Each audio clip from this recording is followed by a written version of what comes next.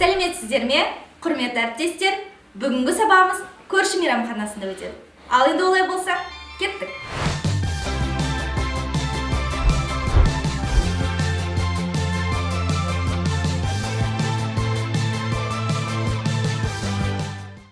Сәлеметсіздер ме, білім алушылар? Сәлеметсіздер. Бүгінгі сабаққа дайынсыздар ма? Иә, батырбажанымыз.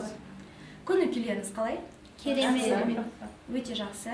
Дәл осы көңіл күйде сабақтың соңына дейін қалуларыңызға тілектеспін. Қазіргі таңда біздің сабағымыз өздеріңіз байқап отырғандарыңыздай көрші мейрамханасында өтейін деп жатыр. Біздің сабағымыз бүгін қазақи нақышта өтеді. Сол себепті сабағымызды бір жақсы күймен бастасақ. Ортаға Шыңғысұлы Дарханды шақырамын.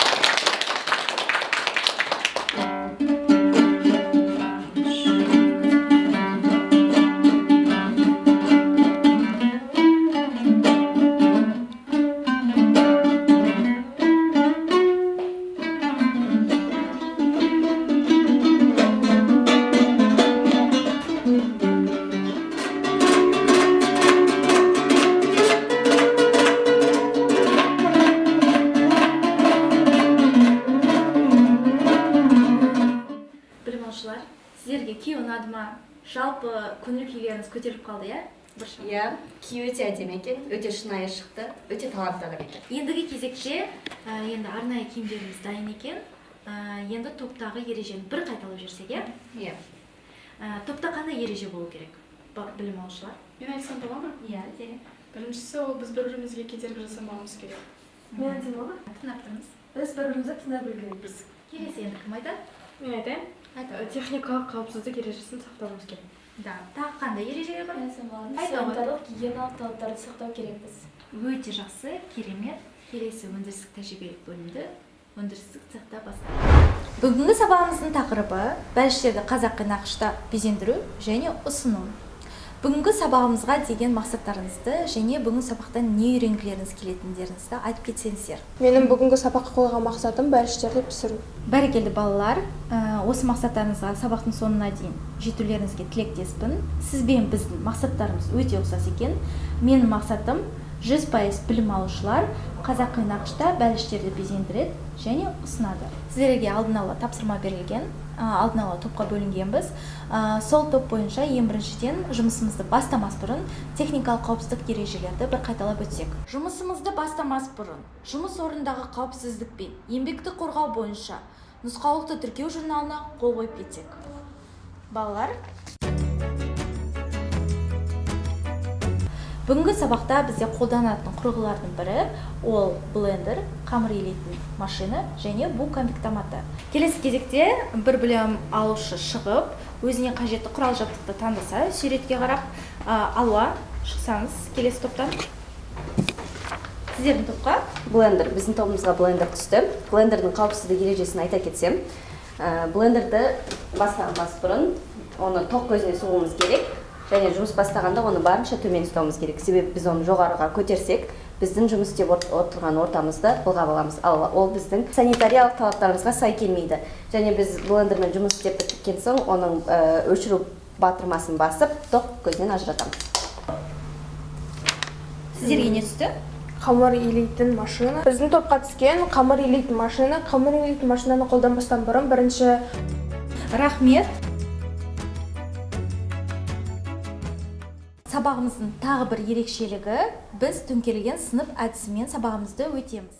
Сіздерге алдын ала берілген тапсырма бойынша жоба жасаған болатынсыздар. Сол жобаны бірінші топ қорғаса. Бәліштерді қазақи нақышта безендіру.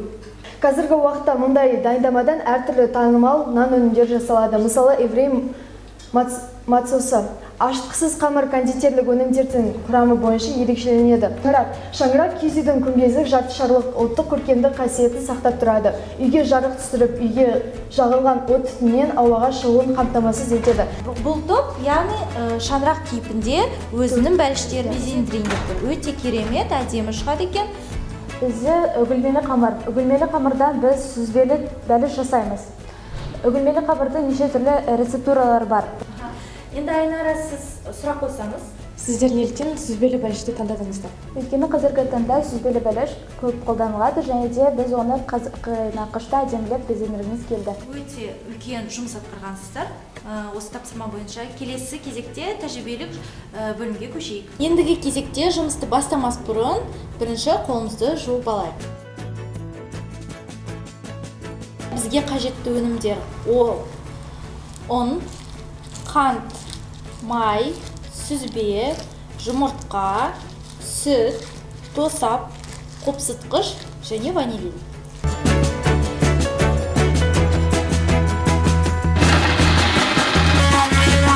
Құрғақ өнімдерді араластырып алдық. Ендігі кезекте біз сары майымызды қосамыз. Сары май міндетті түрде 72 немесе 82% болу тиіс. Бота Жұмабайқызы, май қаншалықты температурада болу керек? Майымыз біздің бөлме температурасында болу керек, қатты ерімеген және қатты мұздатылмаған болу тиіс. Сол кезде ғана үгілмелі қамырымыз дайындалады.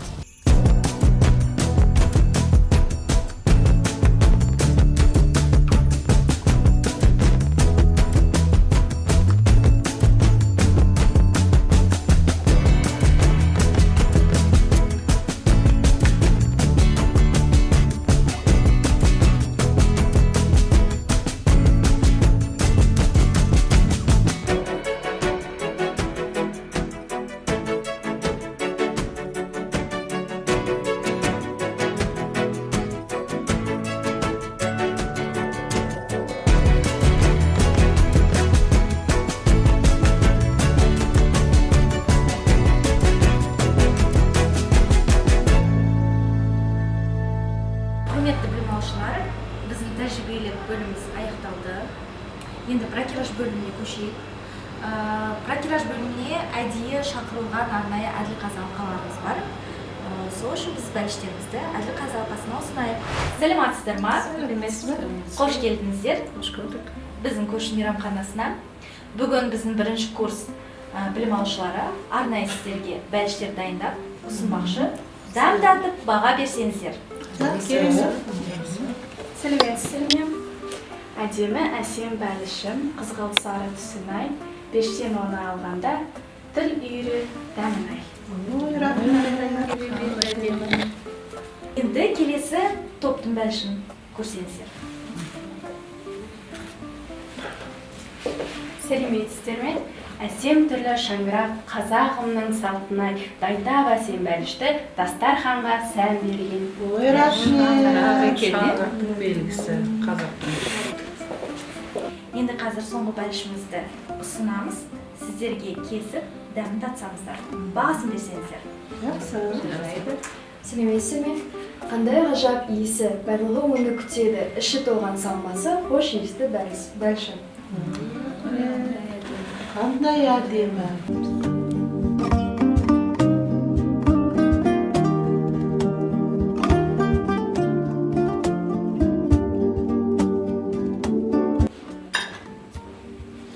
Бота, мына білім алушыларыңыздың пісірген бәліштерінің барлығы дәмді екен. Қамырлары жұп-жұмсақ, дәмі тіл үйіреді. Иә, иісі аңқып тұр. Ішіндегі салмасы біргелкі салынған екен. Қамыры үлпілдеген, өте дәмді екен.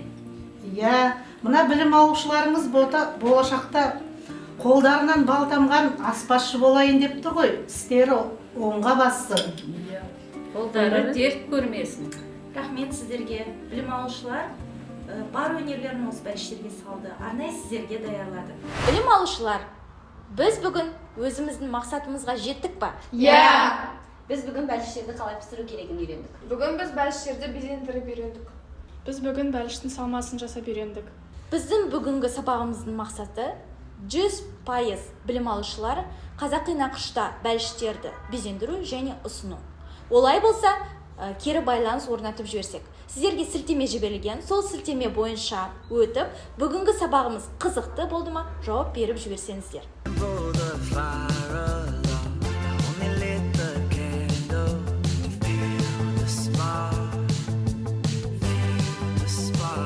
Тамаша балалар, олай болса үйге тапсырма жазып алыңыздар.